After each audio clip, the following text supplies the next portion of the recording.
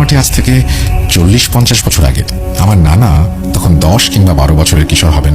তারা নিতান্ত দরিদ্র হবার কারণে তিনি সেই বয়সে মানুষের বাসায় কামলার কাজ করতেন।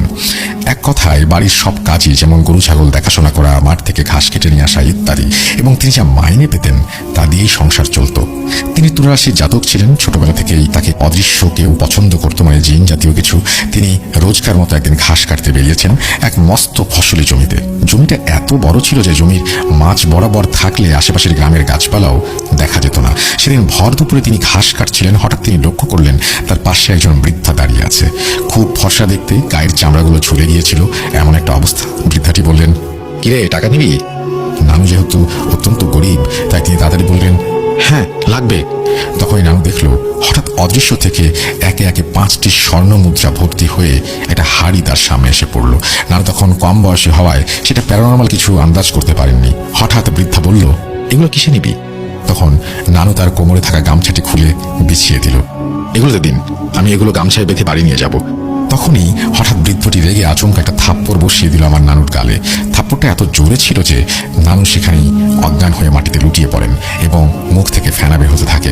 তখন করোরদি কেউ দুপুরে জমিতে কাজ করতে যেত না, তাই বিকেলে কয়েকজন জমিতে কাজ করতে গেলে নানাকে এই অবস্থায় পড়ে থাকতে দেখে এবং নানাকে চিন্ত। তাই তৎক্ষণাৎ আমার নানা যার কাছে কাজ করতেন তার বাসায় নিয়ে যান। সন্ধ্যার পর নানার জ্ঞান ফিরে আসলে নানি কি হয়েছে জিজ্ঞেস করে নানা তাকে সমস্ত ঘটনা খুলে বলেন। ঘটনাটি এখানে শেষ হলে পারত না। তারপর থেকে সেই বৃদ্ধা নানার স্বপ্নে আসা শুরু করলেন। একদিন নানা রাতে খাবার খেয়ে ঘুমালে তিনি স্বপ্নে বৃদ্ধাকে দেখতে পান। বৃদ্ধাটি তাকে বলছে সে নানাকে কিছু সম্পদ দেবে, যার বিনিময়ে সে নানার কাছ থেকে কিছু একটা নিয়ে যাবে। এবং একদিন নানা রাতে খাবার খেয়ে ঘুমালে তিনি স্বপ্নে দেখেন সেই বৃদ্ধাকে।